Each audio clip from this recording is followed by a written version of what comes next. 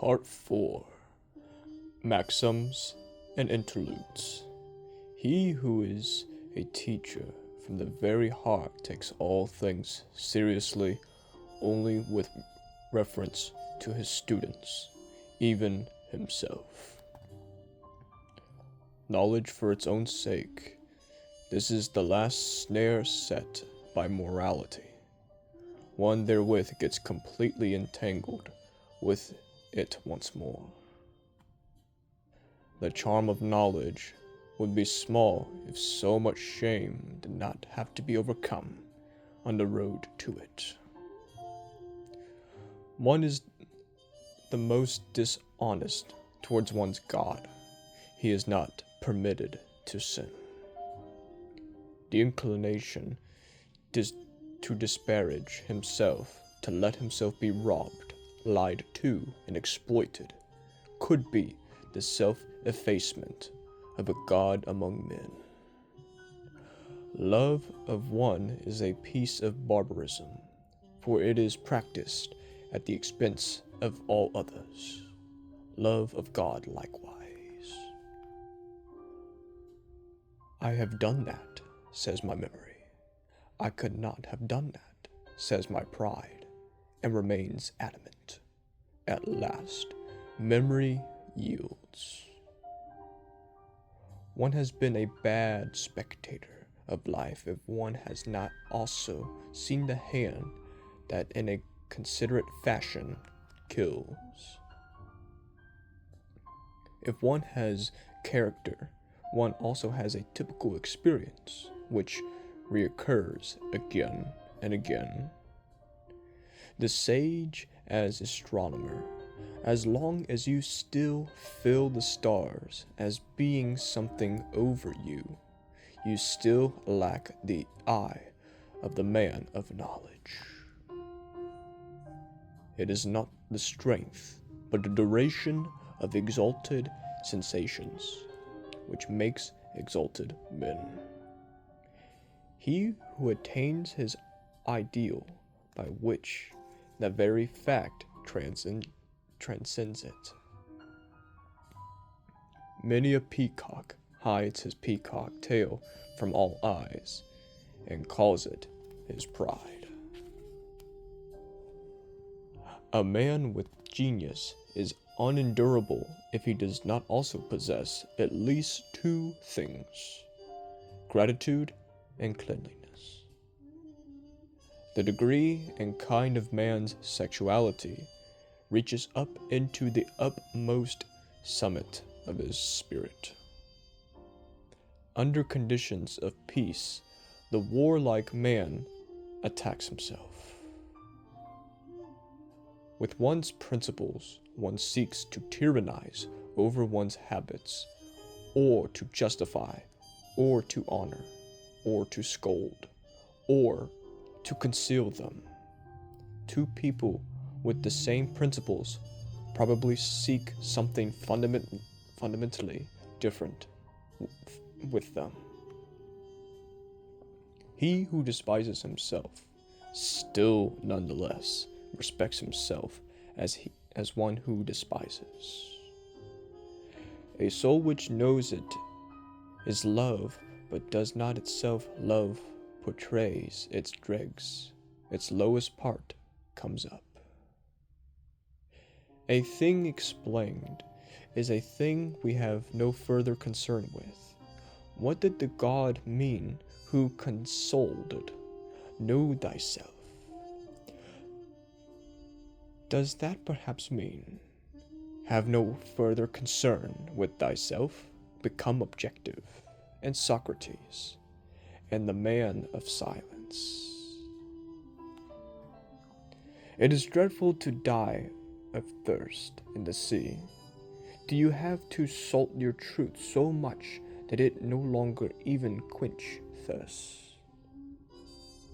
Pity for all would be harshness and tyranny for you, my neighbor. Instinct, when the house burns down, one forgets even one's dinner. Yes, but one retrieves it from the ashes. Woman, learns how to hate to the extent that she unlearns how to charm. The same emotions in man and woman are, however, different in tempo. Therefore, man and woman never cease to misunderstand one another. Behind all their personal vanity, women themselves always have their impersonal contempt for woman. Bound heart, free spirit. If one binds one's heart firmly and imprisons it, one can allow one's spirit many liberties. I have said that before, but no one believes it if he does not already know it. One begins to mistrust every clever people when they become embarrassed. Terrible experiences make one wonder whether we who experience them is not something terrible. Heavy, melancholy, people who grow lighter through precisely that which makes others heavy, through hatred and love, and for a while they rise to their surface. So cold, so icy, one burns one's fingers from him. Every hand that grasps him starts back. And for just that reason, many think he is glowing hot. Who has not, or the sake of his reputation, sacrificed himself? There is no hatred for men and geniality, but for just that reason, all too much contempt for men. Mature manhood, that means to have rediscovered the seriousness one had as a child at play. To be ashamed of one's immorality, that is a step on the ladder at the end of which one is also ashamed of one's morality. One ought to depart from life as Odysseus departed from Nicaea, blessing rather than in love with it. What a great man! I always see only the actor of his own ideal. If one trains one's conscience, it will kiss us as it bites. The disappointed man speaks. I listened for an echo, and I heard only a praise. For ourselves, we all pose as being simpler than we are. Thus, do we take a rest from our fellow men. Today, a man of knowledge might easily feel as if he were God become animal. To discover he is loved and return ought really to disenchant the lover with the beloved. What? She is so modest as to love even you, or so stupid, or. The danger in happiness. Now everything is turning out well for me. Now I love every destiny. Who would like to be my destiny? It is not their love for men, but the impotence of their love for men which hinders the Christians of today from burning us. The free spirit, the pious man of knowledge, finds Aphorism even more offensive to his taste, to his kind of piety, than Aphorism. Hence the profound lack of understanding of the church typical of the free spirit, his kind of unfreedom. By means of music, the passions enjoy themselves. To close your ears to even the best counter-argument Once the decision has been taken, sign of a strong character. Thus, an occasional will to stupidity. There are no moral phenomenon at all, only a moral interpretation of phenomena. The criminal is often enough not equal to his deed. He disparages and slanders it. A criminal's lawyers are seldom artists enough to turn the beautiful terribleness of the deed to the advantage of him who did it. Our vanity is hardest to wound precisely when our pride has just been wounded. He who feels predestined to regard and not believe things all believers too noisy and important, he rebuffs them. You want to make him interested in you, then pretend to be embarrassed in his presence. The tremendous expectation in regard to sexual love and the man involved is the expectation distorts all of a woman's perceptions from the start. Where neither love nor hate is in the game, a woman is a mediocre player. The great epochs of our life are the occasions when we gain the courage to rebaptize our evil qualities as our best qualities. The will to overcome an emotion is ultimately the only will of another emotion or of several others. There is an innocence and admiration. He has it to whom it has not yet occurred that he too one day be admired. Disgust with dirt can be so great that it prevents us from cleaning ourselves, from justifying ourselves. Sensuality often makes love grow too quickly, so that the root remains weak and is easy to pull out. It was a piece of subtle refinement that God learned Greek when he wanted to become a writer, and that he did not learn it better.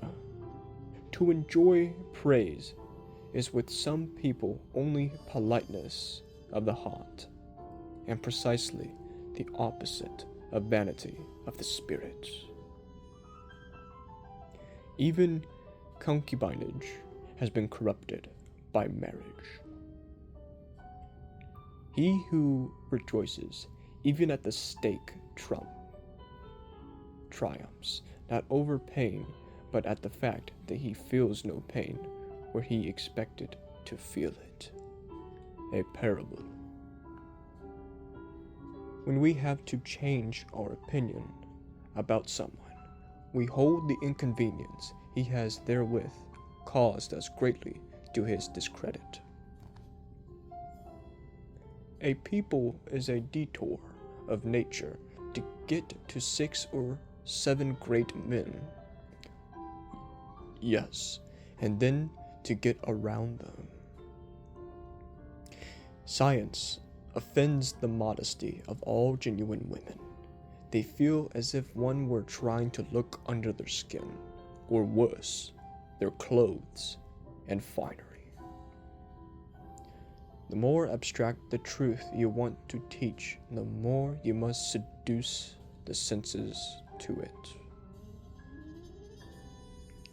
The devil has the widest perspectives for God, and that is why he keeps so far away from him, the devil being the oldest friend of knowledge. What a person is begins to betray itself when his talent declines, when he ceases to show what he can do. Talent is also finery. Finery is also a hiding place. the sexes deceive themselves about one another. The reason being that fundamentally they love and honor only themselves or their own ideal, to express it more pleasantly. Thus man wants woman to be peaceful, but woman is essentially unpeaceful, like the cat. However well she may have trained herself to present an appearance of peace. One is punished most for one's virtues. He who does not know how to find the road to his ideal life is more frivolous and unpunditly than the man without an ideal. All credibility, all good conscience, all evidence of truth comes only from the senses. Phariseeism is not degeneration in a good man, a part of a good. It is rather the condition of all being good. One seeks a midwife for his thoughts, another someone to whom he can be a midwife. Thus originates a good conversation. When one has dealings with scholars and artists, it is easy to miscalculate in opposite directions. Behind a remarkable scholar, one not frequently finds a mediocre man, and behind a mediocre artist, often a very remarkable man. What we do in dreams, we also do when we are awake. We invent and fabricate the person with whom we associate, and immediately forget we have done so. In revenge and in love, woman is more barbarous than man. Counsel as conundrum. If the bounds are not to burst, you must try to cut them first. The belly is the reason man does not so easily take himself for a god. The chastest expression I have ever heard, dans les verbes, amer est l'aimer que enveloppe le corps. Our vanity would have just that, which we do best count as that which is hardest for us, the origin of many immorality. When a woman has scholarly inclinations, there is usually something wrong with her sexuality.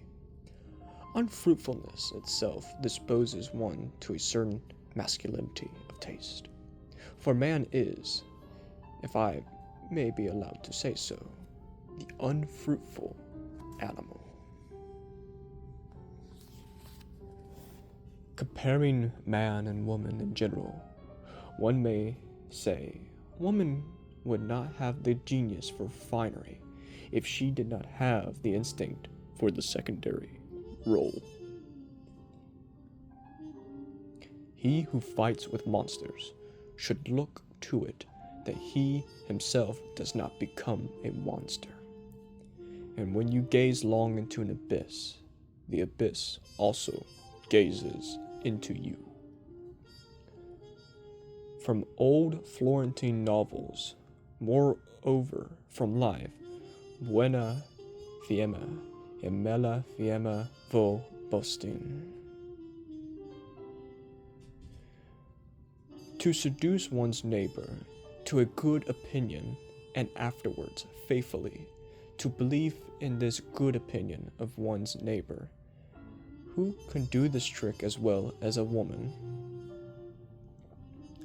That which an age feels to be evil is usually an untimely after echo of that which was formerly felt to be good, the atavism of an older ideal. Around the hero, everyone becomes a tragedy. Around the demigod, a sadder play.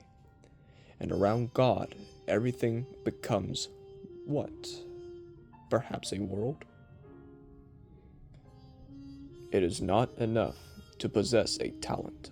One must also possess their permission to possess it.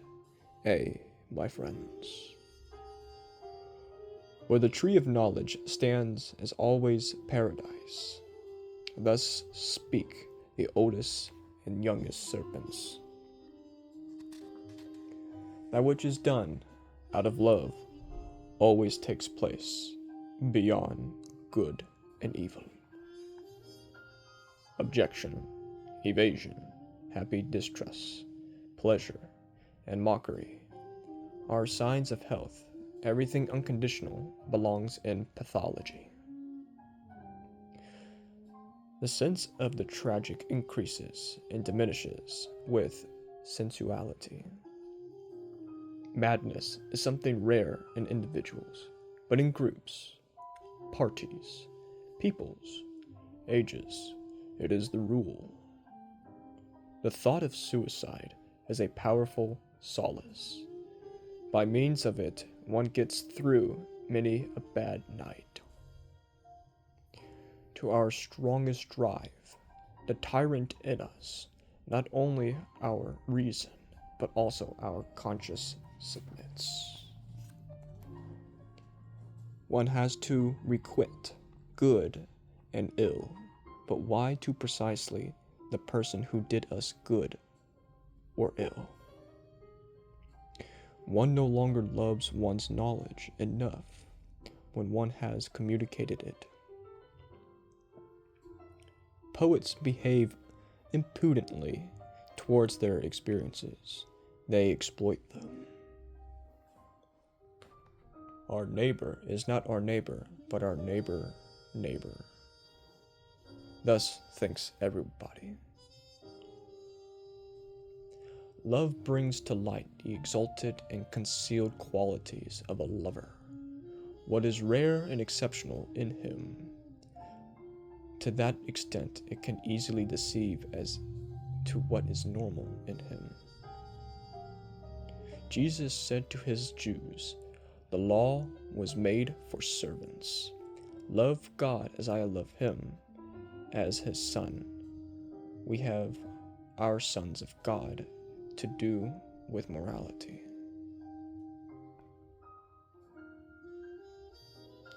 Concerning every party, a shepherd always has need of a bellworthy, or he must himself occasionally be one.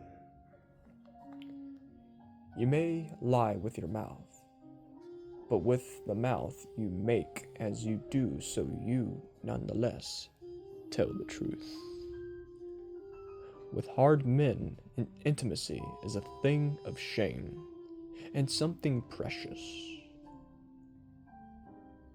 Christianity gave Eros poison to drink. He did not die of it, to be sure, but degenerated into vice. To talk about oneself a great deal can also be a means of concealing oneself. In praise there is more importunity than in blame.